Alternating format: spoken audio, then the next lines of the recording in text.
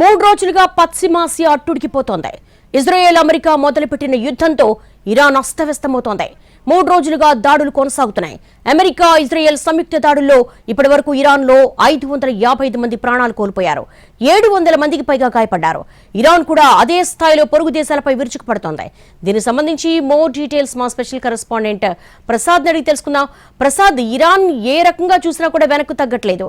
ఖమేనీని మట్టుబెట్టిన తర్వాత అమెరికా అధ్యక్షుడు ట్రంప్ హెచ్చరించారు, ప్రతీకార దాడులు గనక మళ్లీ తెగబడితే మొత్తం నేలమట్టం చేస్తామని. కానీ ఎక్కడా కూడా ఇరాన్ వెనక్కి తగ్గట్లా, ఎందుకు? వాస్తవానికి ఒకవైపున ఒమన్ ద్వారా రాయబారం నడుపుతూనే దాడులను కొనసాగిస్తుంది. ముఖ్యంగా ఇరుగు పొరుగు దేశాలపై ఉన్నటువంటి ఆగ్రహాన్ని ఈ రకంగా దాడుల ద్వారా వ్యక్తం చేస్తుంది ఇరాను యొక్క ప్రధానమైనటువంటి ప్రతీకార వేచ్ఛ పూర్తిగా ఇజ్రాయెల్ అమెరికానే కాకుండా ఇజ్రాయెల్ అమెరికా దేశాలకు మద్దతుగా ఉన్నటువంటి ఇరుగు పొరుగు దేశాలపై కూడా విరుచుకుపడుతుంది.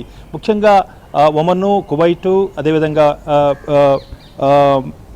యునైటెడ్ అరబ్ ఎమిరేట్స్తో సహా బెహ్రాన్ లాంటి దేశాలపై, అదేవిధంగా ఇరాక్పై కూడా ఆ రకంగా దాడులు చేసింది. ఈ దాడుల్లో కూడా కొంతమంది ప్రాణాలు కూడా కోల్పోవడం జరిగింది. అదేవిధంగా ఎక్కువగా క్షతగాత్రులయ్యారు ఈ దేశాల్లో. ముఖ్యంగా ఒమన్ కానీ బెహ్రాన్లోనూ కానీ కేవలం క్షతగాత్రులయ్యారు. ఒక్క ఇజ్రాయెల్లో మాత్రమే 9 మంది మరణించారు. దాంతోపాటు ఒక 120 మంది గాయపడటం జరిగింది. ముఖ్యంగా ఇజ్రాయెల్ కొంచెం దూరంగా ఉంటుంది. అయితే పొరుగునే ఉన్నటువంటి దేశాలపై ఇరాన్ చేసే దాడుల్లో మాత్రం పూర్తిగా కొంతమేరకు నష్టం జరిగినప్పటికీ కూడా ఇజ్రాయెల్ అమెరికా చెందినటువంటి సైనిక స్థావరాలపై దాడులు చేయడం జరిగింది. కొంతమేరకు నష్టం కూడా జరిగింది.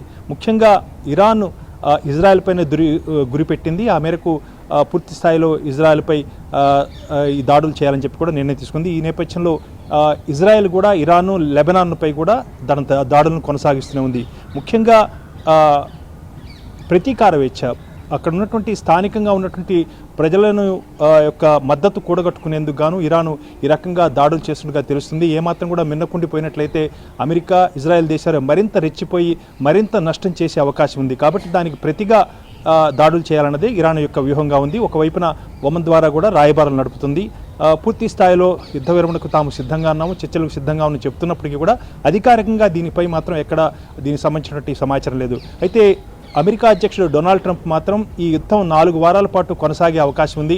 ఇరాను పెద్ద దేశం కదా, కాబట్టి ఇరాన్ దేశంపై పూర్తి స్థాయిలో యుద్ధం చేసి ఆ మేరకు సైనిక స్థావరాలను, అదేవిధంగా మిలిటరీ కమాండ్ సెంటర్స్ను పై దాడి చేయాలంటే కొంత సమయం పడుతుంది. కాబట్టి తమకున్నటువంటి అంచనా ప్రకారం 4 వారాల పాటు ఈ యుద్ధం కొనసాగేందుకు అవకాశం ఉందన్నది మాత్రం ఒక అంచనా అని చెప్పి అమెరికా అధ్యక్షుడు డొనాల్డ్ ట్రంప్ చెబుతున్నారు. అదేవిధంగా ఇజ్రాయెల్ కూడా ఒకవైపున దాడులు చేస్తుంది. ముఖ్యంగా అమెరికా, ఇజ్రాయెల్ సంయుక్తంగా చేసినటువంటి దాడుల్లో ఇప్పుడు ఇరాన్లో దాదాపు 555 మంది మృతి చెందగా దాదాపు 700 మంది క్షతగాత్రులయ్యారు.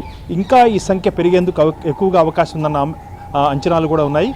దీనికి సంబంధించి ఎక్కడా సమాచారం లేదు. కానీ ముఖ్యంగా అమెరికా సైనిక స్థావరాలపై ఇరాన్ చేసినటువంటి దాడుల్లో కొంతమేరకు నష్టపోయింది. అమెరికా ఇప్పుడే కువైట్ చెందినటువంటి తన యొక్క వైమానిక స్థావరం నుంచి అమెరికా యుద్ధ విమానాలు పైకి లేవగానే కువైట్ పొరపాటున శత్రు దేశాలకు చెందినటువంటి విమానాలుగా భావించి ఆ మేరకు కాల్పులు జరపడంతో F-15 దాదాపు 3 F-15లు పూర్తిగా ధ్వంసమై పడిపోయాయి. దీనికి సంబంధించి యుద్ధ విమాన పైలట్స్ మాత్రం క్షేమంగా ల్యాండ్ అయ్యారు. కానీ ముఖ్యంగా యుద్ధ విమానాలు మాత్రం పూర్తిగా ధ్వంసమైనట్టుగా తెలుస్తుంది. ఈ రకంగా ఎంత మేరకు అమెరికా, ఇజ్రాయెల్ చెందినటువంటి సైనిక స్థావరాలపై దాడుల్లో జరిగినటువంటి దాడులు ఏ రకంగా నష్టపోయిందని ఒక అంచనా లేదు. కానీ ప్రస్తుతానికి మాత్రం అంతున్న సమాచారం బట్టి మాత్రం ఇజ్రాయెల్ మాత్రం ఇరాన్ను, అదేవిధంగా లెబనాన్లపై ఇంకా దాడులు కొనసాగిస్తుంది. చాలా ధాటిగా కూడా కొనసాగిస్తుంది. కాబట్టి చూడాలి వచ్చే రోజుల్లో ఇది శాంతి నెలకొనేందుకు ఏమైనా ఆస్కారం ఉంటుందా లేదా అన్న అంశంపై వేచి చూడాల్సి ఉంది.